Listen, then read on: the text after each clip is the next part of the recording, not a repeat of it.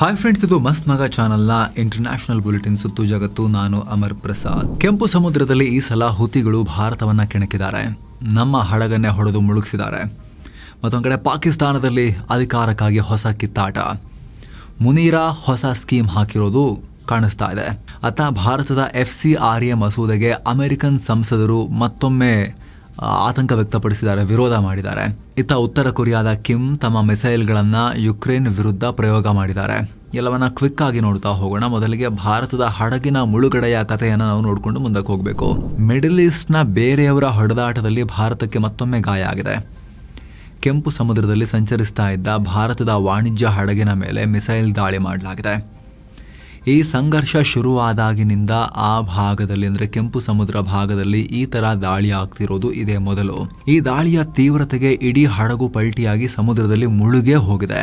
ದಾಳಿಗೊಳಗಾದ ಹಡಗನ್ನ MSV Faiz ನೊರೆಓಲಿಯಾ ಅಂತ ಗುರುತಿಸಲಾಗಿದೆ. ಮಾಹಿತಿ ಪ್ರಕಾರ ಈ ಹಡಗಲ್ಲಿ ಸೌದಿ ಅರೇಬಿಯಾದಿಂದ ತೈಲ ಬರ್ತಾ ಇತ್ತು. ಆದರೆ ಯೆಮೆನ್ ಕರಾವಳಿಯ ಹೊಡೈಡಾ ಪೋರ್ಟ್ ಬಳಿ ಬರ್ತಿದ್ದ ಹಾಗೆ ಈ ಹಡಗಿನ ಮೇಲೆ ದಾಳಿ ಮಾಡಲಾಗಿದೆ. ಅದೃಷ್ಟವಶಾತ್ ಹಡಗಲಿದ್ದ 13 ಭಾರತೀಯರು ಸೇರಿ 14 ಜನರನ್ನ ಅಲ್ಲಿಂದ ಸೇಫ್ ಆಗಿ ಮೂವ್ ಮಾಡಲಾಗಿದೆ. ಯೆಮೇನಿ ಕೋಸ್ಟ್ ಗಾರ್ಡ್ ಕಾರ್ಯಾಚರಣೆ ಮಾಡಿ ಅವರನ್ನ ಕಾಪಾಡಿದೆ. ಮೊಖಾ ಪೋರ್ಟ್ಗೆ ಸೇಫ್ ಆಗಿ ಕರ್ಕೊಂಡ್ಬಂದಿದ್ದಾರೆ. ಅಲ್ಲದೆ ಈ ದಾಳಿಯನ್ನ ಇರಾನ್ ಬೆಂಬಲಿತ ಹೂತಿಗಳೇ ಮಾಡಿದ್ದಾರೆ. ನಾವು ಕಾಪಾಡಿದ್ವಿ ಅಂತ ಯೆಮೆನ್ ಸರ್ಕಾರ ಹೇಳಿದೆ, ಅಧಿಕೃತ ಸರ್ಕಾರ. ಏನೋ ತನ್ನ ಹಡಗಿನ ಮೇಲೆ ದಾಳಿಯಾಗಿರುವುದನ್ನ ಭಾರತ ತೀವ್ರವಾಗಿ ಖಂಡಿಸಿದೆ. ಇದೊಂದು ಅಪ್ರಚೋದಿತ ದಾಳಿ. ರಕ್ಷಣೆ ಇಲ್ಲದ ನಾಗರಿಕರ ಮೇಲೆ, ನಿಶಸ್ತ್ರ ನಾಗರಿಕರ ಮೇಲೆ ದಾಳಿ ಮಾಡಲಾಗಿದೆ. ನಮ್ಮವರ ಸೇಫ್ಟಿ ನಮಗೆ ತುಂಬ ಮುಖ್ಯ ಅಂತ ಹೇಳಿ ಎಂದಿನಂತೆ ಕೇಂದ್ರ ಮಂತ್ರಿ ಸರ್ಬಾನಂದ ಸೋನೋವಾಲ್ ಎಂದಿನ ಹೇಳಿಕೆಗಳನ್ನೇ ಕೊಟ್ಟಿದ್ದಾರೆ.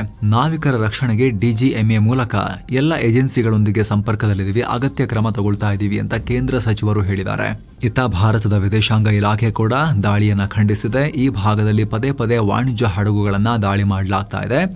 ಇದೆಲ್ಲ ಇಲ್ಲಿಗೆ ನಿಲ್ಲಬೇಕು. ಅಂತಾರಾಷ್ಟ್ರೀಯ ಜಲಮಾರ್ಗಗಳಲ್ಲಿ ಹಡಗುಗಳ ಮುಕ್ತ ಸಂಚಾರಕ್ಕೆ ಅವಕಾಶ ಕೊಡಲೇಬೇಕು ಅಂತ ಭಾರತ ರಿಪೀಟ್ ಮಾಡಿದೆ.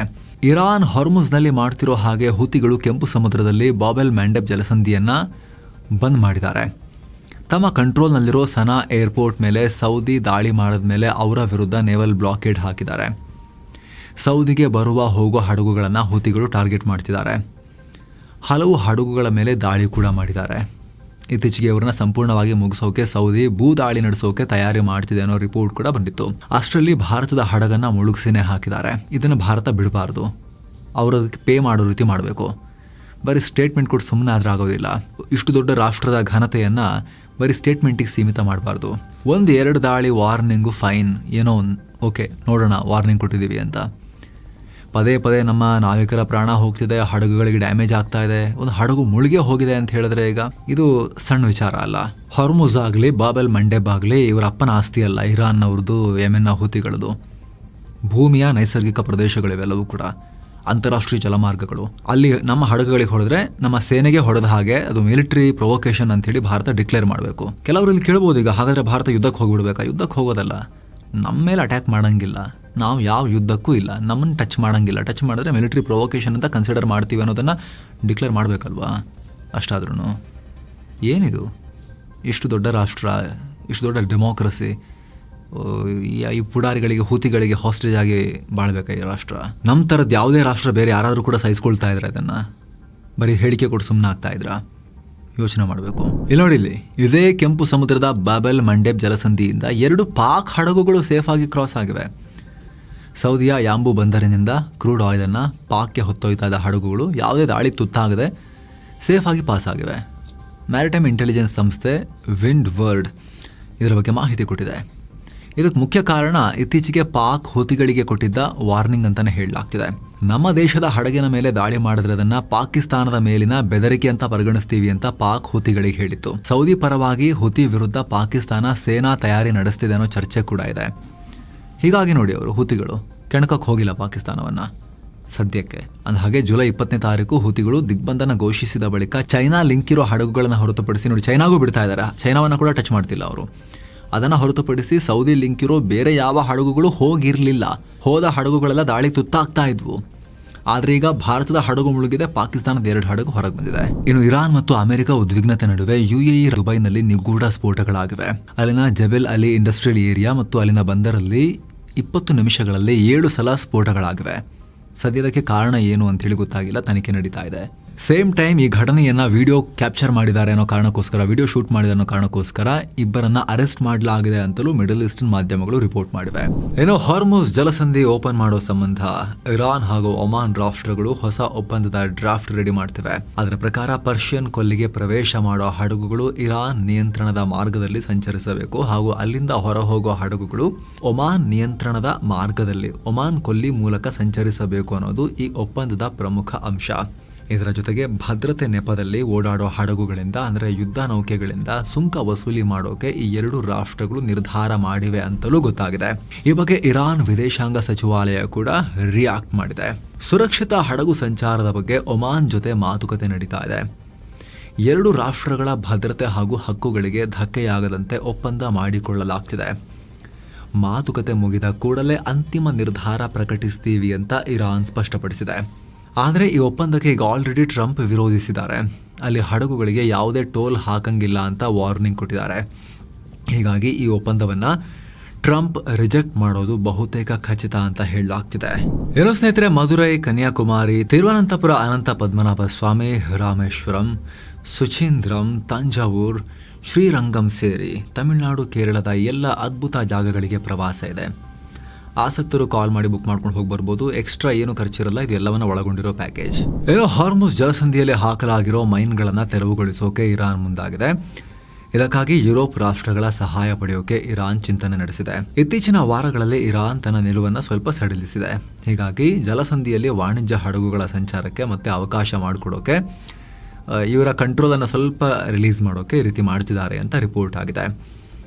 ಇದಕ್ಕೆ ಪುಷ್ಟಿ ಕೊಡೋ ಹಾಗೆ ಅಮೆರಿಕದ ವಿದೇಶಾಂಗ ಕಾರ್ಯದರ್ಶಿ ಮಾರ್ಕೋ ರುಬಿಯೋ ಮಾತನಾಡಿದ್ದಾರೆ. ಹಡಗುಗಳ ಸುರಕ್ಷಿತ ಸಂಚಾರದ ಬಗ್ಗೆ ಇರಾನ್ ಹಾಗೂ ಒಮಾನ್ ನಡುವೆ ಮಾತುಕತೆ ನಡೀತಾ ಇದೆ. ಇನ್ನು ಅಂತಿಮ ಒಪ್ಪಂದ ಆಗಿಲ್ಲ, ಆದರೆ ಶೀಘ್ರದಲ್ಲಿ ಗುಡ್ ನ್ಯೂಸ್ ಸಿಗೋ ನಿರೀಕ್ಷೆ ಇದೆ ಅಂತ ರುಬಿಯೋ ಹೇಳಿದ್ದಾರೆ. ಇತ್ತ ಅಮೆರಿಕದ ಟ್ರೆಜರಿ ಸೆಕ್ರೆಟರಿ ಸ್ಕಾಟ್ ಬೆಸೆಂಟ್ ಕೂಡ ಇದೇ ಸುಳಿವನ್ನು ಕೊಟ್ಟಿದ್ದಾರೆ. ಇಂದು ಅಥವಾ ನಾಳೆಯ ಒಳಗೆ ಹಾರ್ಮುಜ್ ಜಲಸಂಧಿ ಓಪನ್ ಮಾಡೋ ಬಗ್ಗೆ ಇರಾನ್ ಅಮೆರಿಕ ನಡುವೆ ಒಪ್ಪಂದ ಆಗೋ ಸಾಧ್ಯತೆ ಇದೆ. ಆ ಮೂಲಕ ಈ ಸಂಘರ್ಷ ಶೀಘ್ರ ತಣ್ಣಗಾಗುತ್ತೆ ಅಂತ ಬೆಸೆಂಟ್ ವಿಶ್ವಾಸ ವ್ಯಕ್ತಪಡಿಸಿದ್ದಾರೆ. ಈ ನಡುವೆ ಟ್ರಂಪ್ ಇರಾನ್ಗೆ ಮತ್ತೊಂದು ಬಿಗ್ ವಾರ್ನಿಂಗ್ ಕೊಟ್ಟಿದ್ದಾರೆ. ಮಾತುಕತೆ ಫೇಲ್ ಆಗಿ ಜಲಸಂಧಿ ಓಪನ್ ಆಗದೇ ಇದ್ರೆ ಇರಾನ್ ಮೇಲೆ ಹಿಂದೆಂದೂ ಕಾಣದಂತಹ ಭೀಕರ ದಾಳಿ ಮಾಡ್ತೀವಿ, ನಂತರ ಹಾರ್ಮುಜ್ ಓಪನ್ ಆಗುತ್ತೆ ಅಂತ ಹೇಳಿದ್ದಾರೆ. ಜೊತೆಗೆ ಇರಾನ್ ಡೀಲ್ ಬಗ್ಗೆ ಮುಂದಿನ 48 ಗಂಟೆಗಳಲ್ಲಿ ಕ್ಲಾರಿಟಿ ಸಿಗಬಹುದು ಅಂತ ಟ್ರಂಪ್ ಹೇಳಿದ್ದಾರೆ. ಇನ್ನು ಇದೇ ಹಾರ್ಮುಜ್ ಜಲಸಂಧಿಯಲ್ಲಿ ಮಿಡಲ್ ಕಾರಿಡಾರ್ ನಿರ್ಮಿಸೋಕೆ ಇರಾನ್ ಪ್ಲಾನ್ ಮಾಡ್ತಿದೆ ಅಂತ ಗೊತ್ತಾಗಿದೆ. ಈ ಹೊಸ ಕಾರಿಡಾರ್ ಓಪನ್ ಆದರೆ ಈಗಿರೋ ಉತ್ತರ ಮತ್ತು ದಕ್ಷಿಣ ಮಾರ್ಗಗಳೆರಡೂ ಕಂಪ್ಲೀಟ್ ರದ್ದಾಗಲಿವೆ ಅಂತ ಇರಾನ್ನ ಪ್ರೆಸ್ ಟಿವಿ ರಿಪೋರ್ಟ್ ಮಾಡಿದೆ. ಕೇವಲ 34 ಕಿಲೋಮೀಟರ್ ಅಗಲ ಇರೋ ಈ ಜಲಸಂಧಿ ಮೊದಲು ಅಂತಾರಾಷ್ಟ್ರೀಯ ಮಾರ್ಗ ಆಗಿತ್ತು. ಆದರೆ ಯುದ್ಧ ಶುರುವಾದ ಮೇಲೆ ಅಮೆರಿಕ ಇಸ್ರೇಲ್ ದಾಳಿಗೆ ಪ್ರತಿಯಾಗಿ ಇರಾನ್ ತನ್ನ ಜಲಗಡಿಯ ಉತ್ತರ ಮಾರ್ಗದಲ್ಲಿ ಮಾತ್ರ ಹಡಗುಗಳು ಸಂಚರಿಸಬೇಕು, ನಮ್ಮ ಪರ್ಮಿಷನ್ ತಗೊಂಡು ಅಂತ ಹೇಳಿ ರೂಲ್ಸ್ ಮಾಡಿತ್ತು. ಇತ್ತ ಜೂನ್ನಲ್ಲಿ ಕದನ ವಿರಾಮ ಘೋಷಣೆಯಾದಾಗ ಅಮೆರಿಕ ಒಮಾನ್ ಕರಾವಳಿಯ ದಕ್ಷಿಣ ಮಾರ್ಗವನ್ನು ಬಳಸಿ ಅಂತೇಳಿ ಸೂಚಿಸಿತ್ತು. ಇದನ್ನು ವಿರೋಧಿಸಿ ಇರಾನ್ ಮತ್ತೆ ಹಡಗುಗಳ ಮೇಲೆ ದಾಳಿ ಶುರು ಮಾಡಿತ್ತು. ಆದ್ರೀಗ 2 ರಾಷ್ಟ್ರಗಳ ನಡುವಿನ ಈ ವಿವಾದ ಬಗೆಹರಿಯೋ ಲಕ್ಷಣ ಕಾಣಿಸ್ತಾ ಇದೆ. ಹೀಗಾಗಿ ಉತ್ತರ ದಕ್ಷಿಣ ಎಲ್ಲ ಬಿಟ್ಟು ಮಧ್ಯದಲ್ಲೇ ಹಡಗುಗಳ ಸಂಚಾರಕ್ಕೆ ಅನುವು ಮಾಡಿಕೊಡೋ ಬಗ್ಗೆ ಪ್ಲಾನ್ ಆಗ್ತಾ ಇದೆ ಅಂತ. ಇನ್ನು ಅಮೆರಿಕ ಮತ್ತು ಇರಾನ್ ನಡುವೆ ನಡೀತಾ ಇರೋ ಯುದ್ಧದಲ್ಲಿ ಶಾಕಿಂಗ್ ರಿಪೋರ್ಟ್ ಏನು ಗೊತ್ತಾ? ಅಮೆರಿಕ ಸೇನೆ ತನ್ನ ಹತ್ರ ಇದ್ದ ಬಹುತೇಕ ಎಲ್ಲ ಹೈ ಅಕ್ಯುರಸಿ ಲಾಂಗ್ ರೇಂಜ್ ಕ್ಷಿಪಣಿಗಳನ್ನ ಆಲ್ಮೋಸ್ಟ್ ಖಾಲಿ ಮಾಡ್ಕೊಂಡಿದೆ ಅಂತ. ವಿಶೇಷವಾಗಿ army tactical missile systems ATACMS ಮತ್ತು ಪ್ರಿಸಿಷನ್ ಸ್ಟ್ರೈಕ್ ಮಿಸೈಲ್ಸ್ ಅನ್ನ ಪೂರ್ತಿಯಾಗಿ ಯೂಸ್ ಮಾಡ್ಕೊಂಡಿದ್ದಾರೆ ಅವ್ರಿಗೆ ಕೊಟ್ಟಿದ್ದನ್ನ ಅಂತ ಹೇಳಿ ರಾಯ್ಟರ್ಸ್ ರಿಪೋರ್ಟ್ ಮಾಡಿದೆ. ಫೆಬ್ರವರಿಯಲ್ಲಿ ಇಸ್ರೇಲ್ ಜೊತೆ ಸೇರಿಕೊಂಡು ಅಧ್ಯಕ್ಷ ಟ್ರಂಪ್ ಯುದ್ಧ ಶುರು ಮಾಡಿದಾಗ ಇದು ಬೇಗ ಮುಗಿದು ಹೋಗೋ ಕಾರ್ಯಾಚರಣೆ ಅಂತ ಅನ್ಕೊಂಡಿದ್ರು. ಆದರೆ ಯುದ್ಧ ಈಗಲೂ ಮುಗಿದೇ ಇರೋದ್ರಿಂದ, ಕಂಟಿನ್ಯೂ ಆಗಿರೋದ್ರಿಂದ ಭವಿಷ್ಯದಲ್ಲಿ ರಷ್ಯಾ ಮತ್ತು ಚೀನಾ ಏನಾದರೂ ಯುದ್ಧಕ್ಕೆ ಇಳಿದು ಶಸ್ತ್ರಾಸ್ತ್ರ ಸಪ್ಲೈ ಮಾಡಿದ್ರೂ ಕೂಡ ಇರಾನ್ಗೆ ಕಂಟಿನ್ಯೂಸ್ಲಿ ಅಮೆರಿಕಾಗೆ ತುಂಬಾ ಕಷ್ಟ ಆಗುತ್ತೆ ಅನ್ನೋ ಆತಂಕ ಶುರುವಾಗಿದೆ. ಹಾಗಂತ ಅಮೆರಿಕ ಹತ್ರ as A nation country full ಖಾಲಿಯಾಗಿದೆ ಅಂತಲ್ಲ, ಅಮೆರಿಕದ ಸೆಂಟ್ರಲ್ ಕಮಾಂಡ್ ಹತ್ರ ಇದ್ದ ಲ್ಯಾಂಡ್ ಬೇಸ್ಡ್ ಮಿಸೈಲ್ಸ್ ಹೆಚ್ಚಿನವು ಖಾಲಿ ಆಗಿದ್ದಾವೆ ಅಂತ. ಹಾಗಾಗಿ ಪ್ರಪಂಚದ ಬೇರೆ ಬೇರೆ ಕಡೆ ಇದ್ದ ತಮ್ಮದೇ ಸ್ಟಾಕ್ನಿಂದ ಈಗ ಮಿಡಲ್ ಈಸ್ಟ್ಗೆ ಅವರು ಸಪ್ಲೈ ಮಾಡಿಸ್ತಾ ಇದ್ದಾರೆ. ಇದೇ ಕಾರಣಕ್ಕೆ ಯುದ್ಧ ಇನ್ನಷ್ಟು ಮುಂದುವರೆದಾಗ ಫೈಟರ್ ಜೆಟ್ ಬಳಸಿ ಇನ್ನಷ್ಟು ಒಳಗೆ ಹೋಗಿ ದಾಳಿ ಮಾಡೋ ರಿಸ್ಕ್ ಅನ್ನು ತಗೋಬೇಕಾಗುತ್ತೆ, ದೂರದಿಂದೆಲ್ಲ ಹೊಡೆಯೋದು ಕಷ್ಟ ಆಗುತ್ತೆ ಅಂತ ಹೇಳಿ ಅಧಿಕಾರಿಗಳು ಹೇಳ್ತಿದ್ದಾರೆ. ಇನ್ನು CSIS ರಿಪೋರ್ಟ್ ಪ್ರಕಾರ ಅಮೆರಿಕ ತನ್ನ ಬಳಿ ಇದ್ದ 50% ಪೇಟ್ರಿಯಟ್ ಇಂಟರ್ಸೆಪ್ಟರ್ಸ್ ಮತ್ತು ಬರೋಬ್ಬರಿ 80% ಥಾಡ್ ಮಿಸೈಲ್ಸ್ ಅನ್ನ ಯೂಸ್ ಮಾಡ್ಕೊಂಡ್ಬಿಟ್ಟಿದೆ. ಹಾಗೆ ಹಡಗಿನಿಂದ ಉಡಾವಣೆ ಮಾಡೋ ಟೊಮಹ್ಯಾಕ್ ಮಿಸೈಲ್ಸ್ ಕೂಡ ಹಾಫ್ನಷ್ಟು ಖಾಲಿಯಾಗಿವೆ. ಯುದ್ಧಕ್ಕೆ ಬೇಕಾದ ಮಿಸೈಲ್ಸ್ ಕಮ್ಮಿ ಆಗ್ತಿರೋದ್ರಿಂದಲೇ ಟ್ರಂಪ್ ದೊಡ್ಡ ಅಟ್ಯಾಕ್ ಮಾಡೋಕೆ ಟೈಮ್ ಬೈ ಮಾಡ್ತಿದ್ದಾರೆ, ಹಿಂದೇಟ್ ಹಾಕ್ತಿದ್ದಾರೆ, ಡಿಲೇ ಆಗ್ತಿದೆ ಅನ್ನೋ ಥರದಲ್ಲೂ ಅಂದಾಜು ಮಾಡಲಾಗ್ತಿದೆ. ಮತ್ತೊಂದು ಕಡೆ ಹೊರ್ಮುಜ್ ಜಲಸಂಧಿ ಓಪನ್ ಆಗೋ ಆಶಾವಾದದ ಪರಿಣಾಮ ತೈಲ ಬೆಲೆ ಕಮ್ಮಿಯಾಗಿದೆ. ಬ್ರೆಂಟ್ ಕ್ರೂಡ್ ಆಯಿಲ್ ಈಗ $80ಗಿಂತ ಕೆಳಗೆ ಬಂದು $78 ಪರ್ ಬ್ಯಾರೆಲ್ ಆಸುಪಾಸಲ್ಲಿದೆ. ಏನು ಗಾಜಾ ಪೀಸ್ ಪ್ಲಾನ್ ವಿಚಾರವಾಗಿ ಇಸ್ರೇಲ್ ಪ್ರಧಾನಿ ಬೆಂಜಮಿನ್ ನೆತನ್ಯಾಹು ದೊಡ್ಡ ಹೇಳಿಕೆ ಕೊಟ್ಟಿದ್ದಾರೆ. ಹಮಸ್ ಸಂಪೂರ್ಣ ಶಸ್ತ್ರತ್ಯಾಗ ಮಾಡುವವರೆಗೂ ಇಸ್ರೇಲ್ ಗಾಜಾದಿಂದ ಕದಲಲ್ಲ. ಸದ್ಯ ಗಾಜಾದಲ್ಲಿ ಇಸ್ರೇಲ್ ತಾನಿರೋ ಪೊಸಿಷನ್ನಲ್ಲೇ ಇರುತ್ತೆ ಅಂತ ನೆತನ್ಯಾಹು ಹೇಳಿದ್ದಾರೆ. ಟ್ರಂಪ್ ಆಡಳಿತ ನಮಗೆ ಡ್ರಾಫ್ಟ್ ಕಳಿಸಿತ್ತು, ಆದರೆ ನಾವು ಅದಕ್ಕೆ ಒಪ್ಕೊಂಡಿಲ್ಲ. ಅದು ನಮಗೆ ಸರಿ ಬರೋ ಡ್ರಾಫ್ಟ್ ಅಲ್ಲ. ನಾವು ಅದಕ್ಕೆ ಪ್ರತಿಕ್ರಿಯೆ ಕೊಟ್ಟು ನಮ್ಮ ನಿಲುವು ಏನು ಅಂತ ತಿಳಿಸಿದ್ದೇವೆ. ಮೊದಲು ಹಮಸ್ಗಳ ಸಂಪೂರ್ಣ ಶಸ್ತ್ರತ್ಯಾಗ ಆಗಬೇಕು. ಅಲ್ಲಿ ತನಕ ನಮ್ಮನ್ನ, ನಮ್ಮ ಪ್ರದೇಶವನ್ನ, ನಮ್ಮ ನಾಗರಿಕರನ್ನ ರಕ್ಷಣೆ ಮಾಡೋಕೆ ಏನೆಲ್ಲ ಅಗತ್ಯನೋ ಅದೆಲ್ಲವನ್ನ ಮಾಡೋದನ್ನ ಮುಂದುವರಿಸ್ತೀವಿ ಅಂತ ನೆತನ್ಯಾಹು ಹೇಳಿದ್ದಾರೆ. ಇನ್ನು ಮಂಗಳವಾರ ಪ್ಯಾಲೆಸ್ತೇನಿಗಳು ಗಾಜಾದಲ್ಲಿ ಸಾಮೂಹಿಕ ಅಂತಿಮ ಸಂಸ್ಕಾರ ನಡೆಸಿದ್ದಾರೆ. 2023 ನವೆಂಬರ್ 22 ಗಾಜಾ ಪಟ್ಟಿಯಲ್ಲಿರೋ ಸಾಬ್ರಾ ಅನ್ನೋ ಕಡೆ ಇಸ್ರೇಲ್ ದೊಡ್ಡ ದಾಳಿ ಮಾಡಿತ್ತು. 300ಕ್ಕೂ ಅಧಿಕ ಜನ ಮೃತಪಟ್ಟಿದ್ರು. 2 ವರ್ಷಗಳ ನಂತರ ಆ ಜಾಗದಿಂದ 112 ದೇಹಗಳನ್ನು ರಿಕವರ್ ಮಾಡಿ ಅಂತಿಮ ಸಂಸ್ಕಾರ ಮಾಡಲಾಗಿದೆ. ಏನೋ ಭಾರತ ಪ್ರಸ್ತಾಪಿಸಿರೋ foreign contribution regulation amendment bill 2026ಗೆ ಅಮೆರಿಕದಲ್ಲೂ ಕೂಡ ಈಗ ವಿರೋಧ ವ್ಯಕ್ತವಾಗಿದೆ. ಈ ಹಿಂದಿನಿಂದಲೂ ಅಲ್ಲಿ ವಿರೋಧ ಮಾಡ್ತಿದ್ದಾರೆ. ಮತ್ತೀಗ ಈ ಬಿಲ್ ವಿರುದ್ಧ ರಿಪಬ್ಲಿಕನ್ ಸಂಸದ ಟ್ರಂಪ್ ಆಪ್ತ ರೇಲಿ ಮೋರ್ ಅಸಮಾಧಾನ ಹೊರಹಾಕಿದ್ದಾರೆ. ಕ್ರಿಶ್ಚಿಯನ್ನರ ಮೇಲಿನ ದಾಳಿ ಅಂತ ಹೇಳಿದ್ದಾರೆ. ಇದು ಪಾಸ್ ಆದರೆ ಭಾರತ ಮತ್ತು ಅಮೆರಿಕ ನಡುವಿನ ದ್ವಿಪಕ್ಷೀಯ ಸಂಬಂಧಕ್ಕೂ ಪರಿಣಾಮ ಆಗುತ್ತೆ ಅಂತ ರೇಲಿ ಮೋರ್ ವಾರ್ನಿಂಗ್ ಕೊಟ್ಟಿದ್ದಾರೆ. ಹಾಗೆ ಈ ತಿದ್ದುಪಡಿಯಿಂದ ಫಾರಿನ್ ಫಂಡ್ ಅನ್ನ ಪಡೆಯೋ ಚರ್ಚ್ ಮತ್ತು ಕ್ರಿಶ್ಚಿಯನ್ ಸಂಸ್ಥೆಗಳ ಮೇಲಿನ ಭಾರತ ಸರ್ಕಾರದ ಪವರ್ ಹೆಚ್ಚಾಗುತ್ತೆ. ಫಾರಿನ್ ಫಂಡ್ ಪಡೆಯೋ ಸಂಸ್ಥೆಗಳ FCRA ಲೈಸೆನ್ಸ್ ಕ್ಯಾನ್ಸಲ್ ಆದರೆ ಅಥವಾ ಆ ಸಂಸ್ಥೆಗಳ ಅದನ್ನು ಸರೆಂಡರ್ ಮಾಡಿದ್ರೆ ಅಥವಾ FCRA ಲೈಸೆನ್ಸ್ ರಿನ್ಯೂ ಮಾಡೋಕೆ ಸೋತ್ರೆ ಅಂಥ ಸಂಸ್ಥೆಗಳನ್ನು ಭಾರತ ಸರ್ಕಾರ ಕಂಟ್ರೋಲಿಗೆ ತಗೋಬಹುದು ಅಂತ ರೇಲಿ ಮೋರ್ ಹೇಳಿದ್ದಾರೆ. ಅಲ್ಲದೆ ಈ ಹಿಂದೆ ಸೇಂಟ್ ಥಾಮಸ್ ಅವರು ಮಲಬಾರ್ ಕರಾವಳಿಗೆ ಅಂದರೆ ಈಗಿನ ಕೇರಳಂಗೆ ಟ್ರಾವೆಲ್ ಮಾಡಿದ ನಂತರ ಭಾರತದಲ್ಲಿ ಕ್ರಿಶ್ಚಿಯನ್ರಿದ್ದಾರೆ. ಭಾರತದಲ್ಲಿ ಕ್ರಿಶ್ಚಿಯನ್ ಧರ್ಮಕ್ಕೆ ಬಹಳ ದೀರ್ಘಕಾಲದ ಇತಿಹಾಸ ಇದೆ. ಇಷ್ಟಾದರೂ FCRA ನಿಯಮಗಳಿಗೆ ತಿದ್ದುಪಡಿ ತರೋಕೆ ಮುಂದಾಗಿದ್ದಾರೆ. ಇದು ಕ್ರಿಶ್ಚಿಯನ್ರ ಮೇಲಿನ ದಾಳಿ ಅಂತ ಅವರು ಆರೋಪ ಮಾಡಿದ್ದಾರೆ. ಈ ಕಡೆ ಭಾರತದಲ್ಲಿ ಕಾಂಗ್ರೆಸ್ ಕೂಡ FCRA ಬಿಲ್ ವಿರುದ್ಧ ಕಿಡಿಕಾರಿದೆ. ಯಾವುದೇ ಕಾರಣಕ್ಕೂ ಇದನ್ನ ಪಾಸ್ ಮಾಡೋಕೆ ಬಿಡಲ್ಲ, ಸಂಸತ್ನಲ್ಲಿ ನಾವೆಲ್ಲ ಇದನ್ನ ವಿರೋಧಿಸ್ತೀವಿ ಅಂತ ಹೇಳಿದೆ. ಇದ್ರ ಬಗ್ಗೆ ನಾವು ಡೀಟೇಲ್ ಆಗಿ ವಿಶೇಷ ವರದಿಯಲ್ಲಿ ಬಿಲ್ ಏನು ಎತ್ತ ನಾವು ಎಕ್ಸ್ಪ್ಲೇನ್ ಮಾಡಿದೀವಿ ಸ್ನೇಹಿತರೆ. ಯಾಕೆ ಇವರೆಲ್ಲ ಇಷ್ಟೊಂದು ವಿರೋಧ ವ್ಯಕ್ತಪಡಿಸ್ತಿದ್ದಾರೆ ಅನ್ನೋದನ್ನ ಕೂಡ ಇದರಲ್ಲಿ ನಾವು ಚರ್ಚೆ ಮಾಡಿದ್ದೀವಿ. ಸುತ್ತು ಜಗತ್ತು ಎಂಡಲ್ಲಿ ಅದನ್ನು ಸ್ಕ್ರೀನ್ ಮೇಲೆ ನಾವು ಪಾಪ್ ಮಾಡ್ತೀವಿ. ಎಂಡ್ ಸ್ಕ್ರೀನ್ನಲ್ಲಿ ಕ್ಲಿಕ್ ಮಾಡೋ ಮೂಲಕ ನೀವು ಆ ವಿಡಿಯೋಗೆ ಜಂಪ್ ಆಗ್ಬೋದು. ಇನ್ನು ಅಮೆರಿಕದ ಫೆಡರಲ್ ರಿಸರ್ವ್ ಹಾಗೂ ಬ್ಯಾಂಕ್ ಆಫ್ ಜಪಾನ್ ಥರ ನಮ್ಮ RBI ಕೂಡ ಇಂಟ್ರೆಸ್ಟ್ ರೇಟ್ ಜಾಸ್ತಿ ಮಾಡದೆ ಯಥಾಸ್ಥಿತಿ ಕಾಯ್ದುಕೊಂಡಿದೆ. ಬಡ್ಡಿ ದರ ಅಥವಾ ರೆಪೋ ರೇಟ್ನಲ್ಲಿ ಯಾವುದೇ ಚೇಂಜಸ್ ಮಾಡದೆ 5.25% ಮುಂದುವರೆಸಿದೆ. RBI ಗವರ್ನರ್ ಸಂಜಯ್ ಮಲ್ಹೋತ್ರಾ ನೇತೃತ್ವದ 6 ಜನರ ಕಮಿಟಿ ಸರ್ವಾನುಮತದಿಂದ ಈ ನಿರ್ಧಾರ ಮಾಡಿದ್ದಾರೆ. ಜೊತೆಗೆ ಈ ವರ್ಷದ GDP ಗ್ರೋತ್ 6.7% ಇರುತ್ತೆ. ಹಾಗೆ ಹಣದುಬ್ಬರ 5%ಗೆ ಇಳಿಯುತ್ತೆ ಅಂತ RBI ಅಂದಾಜು ಮಾಡಿದೆ. ದೇಶದ ಆರ್ಥಿಕತೆ ಸ್ಟ್ರಾಂಗ್ ಇದ್ರೂ ಕೂಡ ಎಲ್ ನಿನ್ಯೋ ಎಫೆಕ್ಟ್ ನಿಂದ ಮಳೆ ಕೊರತೆಯಾಗುತ್ತೆ. ಹಾಗೆ ಮಿಡಲ್ ಈಸ್ಟ್ ಟೆನ್ಷನ್ ಹಾಗೂ ಕ್ರೂಡ್ ಆಯಿಲ್ ಬೆಲೆ ಏರಿಳಿತ ಕೂಡ ಪರಿಣಾಮ ಬೀರಬಹುದು ಅಂತ ಗವರ್ನರ್ ಎಚ್ಚರಿಸಿದ್ದಾರೆ. ಇನ್ನು ಮುಂದಿನ ದಿನಗಳ ಡೇಟಾ ನೋಡಿ ನಿರ್ಧಾರ ತಗೊಳ್ಳೋಕೆ RBI ತನ್ನ ನ್ಯೂಟ್ರಲ್ ಸ್ಟ್ಯಾನ್ಸ್ ಅನ್ನ ಹಾಗೆ ಉಳಿಸಿಕೊಂಡಿದೆ. ಏನು ರಷ್ಯಾ ಯುಕ್ರೇನ್ ಕದನದಲ್ಲಿ ಉತ್ತರ ಕೊರಿಯಾದ ಮಿಸೈಲ್ಗಳು ಅಬ್ಬರ ಮಾಡ್ತಿವೆ ಅಂತ ಯುಕ್ರೇನೇ ಆರೋಪ ಮಾಡಿದೆ. ಈಗ ಪಶ್ಚಿಮ ರಷ್ಯಾ ವೊರೊನೆಜ್ ಪ್ರಾಂತ್ಯದಲ್ಲಿ ನಾರ್ತ್ ಕೊರಿಯಾ ತನ್ನ ಮಿಸೈಲ್ ಯೂನಿಟ್ ಡಿಪ್ಲಾಯ್ ಮಾಡಿದೆ. ಈ ಮೂಲಕ ನಮ್ಮ ಮೇಲೆ ದಾಳಿ ಆಗ್ತಾ ಇದೆ. 90 ಜನ ನಾರ್ತ್ ಕೊರಿಯಾ ಸಿಬ್ಬಂದಿನೂ ಅಲ್ಲಿ ವರ್ಕ್ ಮಾಡ್ತಿದ್ದಾರೆ ಅಂತ ಯುಕ್ರೇನ್ ಆರೋಪಿಸಿದೆ. ಅಲ್ಲದೆ 120 ಬ್ಯಾಲಿಸ್ಟಿಕ್ ಮಿಸೈಲ್ ಹಾಗೂ 6 ಲಾಂಚರ್ಗಳನ್ನು ರಷ್ಯಾಗೆ ತರಲಾಗಿದೆ. ಆಲ್ರೆಡಿ 40 ಹೊಸ KN-23 ಹಾಗೂ KN-24 ಮಿಸೈಲ್ಗಳು ರಷ್ಯಾಗೆ ತಲುಪಿವೆ ಅಂತ ಯುಕ್ರೇನ್ ಸೇನಾಧಿಕಾರಿ ಆಂಡ್ರಿ ಚೆರ್ನಿಯಾಕ್ ಆರೋಪಿಸಿದ್ದಾರೆ. ಮುಂದಿನ ತಿಂಗಳು ನಡೆಯಲಿರೋ ಟಾಪ್ ಲೆವೆಲ್ ಮೀಟಿಂಗ್ ನಲ್ಲಿ ಮಿಸೈಲ್ಗಳ ಒಟ್ಟು ಸಂಖ್ಯೆ ಫೈನಲ್ ಆಗುತ್ತೆ ಅಂತಾನೂ ಹೇಳಿದ್ದಾರೆ. ಏನು ಪಾಕಿಸ್ತಾನದಲ್ಲಿ ಪತ್ರಿಕಾ ಸ್ವಾತಂತ್ರ್ಯಕ್ಕೆ ಅಲ್ಲಿನ ಸರ್ಕಾರ ಕಡೆ ಮೊಳೆ ಹೊಡೆದಿದೆ. ಇನ್ನು ಮುಂದೆ ಪಾಕಿಸ್ತಾನದಲ್ಲಿ ವಿದೇಶಿ ಪತ್ರಕರ್ತರು ರಿಪೋರ್ಟಿಂಗ್ ಮಾಡಬೇಕು ಅಂದ್ರೆ ಪಾಕ್ ಸರ್ಕಾರದ ಅನುಮತಿ ಕಡ್ಡಾಯ. ಇದಕ್ಕಾಗಿ ಫಾರಿನ್ ಮೀಡಿಯಾ ಫೆಸಿಲಿಟೇಷನ್ ಗೈಡ್ಲೈನ್ಸ್ 2026 ಅನ್ನ ಪಾಕ್ ಸರ್ಕಾರ ಜಾರಿ ಮಾಡಿದೆ. ಹೊಸ ರೂಲ್ಸ್ ಪ್ರಕಾರ ಇಸ್ಲಾಮಾಬಾದ್, ಲಾಹೋರ್ ಮತ್ತು ಕರಾಚಿಯಲ್ಲಿ ಮಾತ್ರ ರಿಪೋರ್ಟಿಂಗ್ ಮಾಡಬಹುದು. ಬೇರೆ ಕಡೆ ರಿಪೋರ್ಟಿಂಗ್ ಅಥವಾ ಡಾಕ್ಯುಮೆಂಟರಿ ಮಾಡಬೇಕು ಅಂದರೆ ಅದಕ್ಕೆ NOC ತರಬೇಕು. ಪಾಕ್ನ ಮಾಹಿತಿ ಸಚಿವಾಲಯದ ಎಕ್ಸ್ಟರ್ನಲ್ ಪಬ್ಲಿಸಿಟಿ ವಿಂಗ್ ಈ NOC ಕೊಡುತ್ತೆ ಅಂತ ಪಾಕ್ ಸರ್ಕಾರ ಹೇಳಿದೆ. ಬರೀ ರಿಪೋರ್ಟರ್ಸ್ ಮಾತ್ರ ಅಲ್ಲ, ಫ್ರೀಲ್ಯಾನ್ಸರ್ಸ್, ಟ್ರಾನ್ಸ್ಲೇಟರ್ಸ್ ಹಾಗೂ ಪ್ರೊಡಕ್ಷನ್ ಹೌಸ್ಗಳಿಗೂ ಈ ರೂಲ್ಸ್ ಅನ್ವಯ ಆಗುತ್ತೆ. ಇದಕ್ಕಾಗಿ QR ಕೋಡ್ ಇರೋ ID ಕಾರ್ಡ್ ಕೊಡ್ತೀವಿ, ರಿಪೋರ್ಟಿಂಗ್ ಮಾಡೋಕೆ ಇದು ಮಾತ್ರ ವ್ಯಾಲಿಡ್ ಆಗಿರುತ್ತೆ ಅಂತ ಪಾಕ್ ಸರ್ಕಾರ ಹೇಳಿದೆ. ಅಷ್ಟೇ ಅಲ್ಲ, ಅಬೋಟಾಬಾದ್ ಅಥವಾ ಮುರೀದ್ಗೆ ಪ್ರವಾಸ ಹೋಗಬೇಕು ಅಂದ್ರೂ ಕೂಡ NOC ಬೇಕೇ ಬೇಕು ಅಂತ ಹೇಳಿದೆ. ರಿಪೋರ್ಟಿಂಗ್ ವೇಳೆ ದೇಶದ ಭದ್ರತೆ ಹಾಗೂ ಸಾರ್ವಭೌಮತೆ ವಿರುದ್ಧ ಕೆಲಸ ಮಾಡಿದ್ರೆ ID ಕಾರ್ಡ್ ಕ್ಯಾನ್ಸಲ್ ಮಾಡ್ತೀವಿ ಅಂತಲೂ ಹೇಳಿದೆ. ಪಾಕ್ ಆಕ್ರಮಿತ ಕಾಶ್ಮೀರದಲ್ಲಿ ನಡೀತಾ ಇರೋ ದೌರ್ಜನ್ಯವನ್ನ BBC, ಅಲ್ ಜಜೀರಾದಂತ ಮಾಧ್ಯಮಗಳು ರಿಪೋರ್ಟ್ ಮಾಡಿದ್ವು. ಸಾಕಷ್ಟು ಇಂಟರ್ನ್ಯಾಷನಲ್ ಮೀಡಿಯಾಗಳು ಇದನ್ನ ಚೆನ್ನಾಗಿ ಹೈಲೈಟ್ ಮಾಡಿ ಕವರ್ ಮಾಡಿರೋದನ್ನ ನೋಡಿ ಪಾಕಿಸ್ತಾನ ಬೆಚ್ಚಿ ಬಿದ್ದಿದೆ. ಆಲ್ರೆಡಿ ಅಲ್ ಜಜೀರಾ ಸೇರಿ ಹಲವು ಡಿಜಿಟಲ್ ಪೋರ್ಟಲ್ಗಳನ್ನ ಪಾಕ್ ಸರ್ಕಾರ ಬ್ಯಾನ್ ಕೂಡ ಮಾಡಿದೆ. POKಲಿ ನಡೀತಾ ಇರೋ ಸೋ ಕಾಲ್ಡ್ ಎಲೆಕ್ಷನ್ ವಿಚಾರವಾಗಿ ಭಾರತ ಪ್ರತಿಕ್ರಿಯೆ ಕೊಟ್ಟಿದೆ. ಈ ಸೋ ಕಾಲ್ಡ್ ಎಲೆಕ್ಷನ್ ಸಂಪೂರ್ಣ ನಾಟಕ ಹಾಗೂ ಕಪಟ ಅಂತ ಭಾರತ ಹೇಳಿದೆ. ಬೆಲೆ ಏರಿಕೆ ಹಾಗೂ ಸರ್ಕಾರದ ದಬ್ಬಾಳಿಕೆ ವಿರೋಧಿಸಿ POKನಲ್ಲಿ ಪ್ರತಿಭಟನೆಗಳು ಆಗ್ತಿವೆ. ಆದರೆ ಪಾಕ್ ಸರ್ಕಾರ ಜನರ ಅಸಮಾಧಾನವನ್ನ ಹತ್ತಿಕ್ತಾ ಇದೆ, ಗುಂಡು ಹಾರಿಸ್ತಾ ಇದೆ, ಬ್ಲಾಕ್ಔಟ್ ಮಾಡ್ತಾ ಇದೆ ಅಂತ ಹೇಳಿ ಭಾರತದ ವಿದೇಶಾಂಗ ಇಲಾಖೆ ಆರೋಪಿಸಿದೆ. ಪಾಕ್ ಸೇನೆ ದಾಳಿಯಿಂದ ಇಲ್ಲಿವರೆಗೂ 90 ನಾಗರಿಕರು ಪ್ರಾಣ ಕಳ್ಕೊಂಡಿದ್ದಾರೆ. ಚುನಾವಣೆ ಹೆಸರಲ್ಲಿ ಪಾಕಿಸ್ತಾನ ನಾಟಕ ಮಾಡ್ತಾ ಇದೆ. ಇದರ ರಿಯಾಲಿಟಿಯನ್ನ ಮರೆಮಾಚಕ್ಕಾಗಲ್ಲ ಅಂತ ಜೈಸ್ವಾಲ್ ಹೇಳಿದ್ದಾರೆ. ಪಾಕಿಸ್ತಾನ ಗಡಿಯಲ್ಲಿ ಚೀನಾದ 250 ಹಾವಿಟ್ಸರ್ಗಳನ್ನು ತಂದು ನಿಲ್ಲಿಸಿದನ್ನು ಗುಪ್ತಚರ ಮಾಹಿತಿ ಸಿಕ್ಕಿದೆಯಲ್ಲ, ಇದರ ಬಗ್ಗೆ ಕೂಡ ವಿದೇಶಾಂಗ ಇಲಾಖೆ ಪ್ರತಿಕ್ರಿಯೆ ಕೊಟ್ಟಿದೆ. ಗಡಿ ಭದ್ರತೆ ಹಾಗೂ ನಮ್ಮ ಹಿತಾಸಕ್ತಿ ರಕ್ಷಣೆಗೆ ನಾವೇನು ಮಾಡಬೇಕು ಅದನ್ನೆಲ್ಲ ನಾವು ಮಾಡ್ತೀವಿ. ನಮ್ಮ ಸೇನೆ ರೆಡಿ ಇದೆ, ಅಲರ್ಟ್ ಆಗಿದೆ ಅಂತ ವಿದೇಶಾಂಗ ಇಲಾಖೆ ಹೇಳಿದೆ. ಶೇಖ್ ಹಸೀನಾ ಅವರು ಭಾಷಣ ಮಾಡಕ್ ಹೊರಟಿದ್ದಾರೆ ಅನ್ನೋ ವಿಚಾರ ಬಾಂಗ್ಲಾ ಬೊಬ್ಬೆ ಹೊಡೆದಿತ್ತು. ನಮ್ಮಲ್ಲಿ ಅಪರಾಧಿಯವರು, ನೀವು ಹೆಂಗ್ ಬಿಡ್ತೀರಾ ಅವರಿಗೆ ಮಾತಾಡಕ್ಕೆಲ್ಲ ಅಂತ. ಅದಕ್ಕೆ ವಿದೇಶಾಂಗ ಇಲಾಖೆ ಪ್ರತಿಕ್ರಿಯೆ ಕೊಟ್ಟಿದೆ. ಈ ಕಾರ್ಯಕ್ರಮಕ್ಕೂ ನಮಗೂ ಯಾವುದೇ ಸಂಬಂಧ ಇಲ್ಲ, ಇದು ಖಾಸಗಿ ಮಾಧ್ಯಮದವರು ಆಯೋಜನೆ ಮಾಡ್ತಿರೋ ಕಾರ್ಯಕ್ರಮ ಅಂತ ಹೇಳಿದ್ದಾರೆ. ಈ ವೇದಿಕೆಯಲ್ಲಿ ವ್ಯಕ್ತವಾಗುವ ಯಾವುದೇ ಅಭಿಪ್ರಾಯಗಳನ್ನ ಭಾರತ ಸರ್ಕಾರ ಸಪೋರ್ಟ್ ಮಾಡಲ್ಲ ಅಂತ ಜೈಸ್ವಾಲ್ ಹೇಳಿದ್ದಾರೆ. ಜಮ್ಮು ಕಾಶ್ಮೀರ ಮುಖ್ಯಮಂತ್ರಿ ಒಮರ್ ಅಬ್ದುಲ್ಲಾರ ನ್ಯಾಷನಲ್ ಕಾನ್ಫರೆನ್ಸ್ ಪಾರ್ಟಿಯ MP ಮೆಂಬರ್ ಆಫ್ ಪಾರ್ಲಿಮೆಂಟ್, ಭಾರತದ ಸಂವಿಧಾನದ ಪ್ರಕಾರ MP ಆಗಿರೋರು ವಿವಾದಾಸ್ಪದ ಹೇಳಿಕೆ ಕೊಟ್ಟಿದ್ದಾರೆ. ದೇಶ ವಿರೋಧಿ ಹೇಳಿಕೆ ಕೊಟ್ಟಿದ್ದಾರೆ. ವಿವಾದಾಸ್ಪದ ಅಲ್ಲ.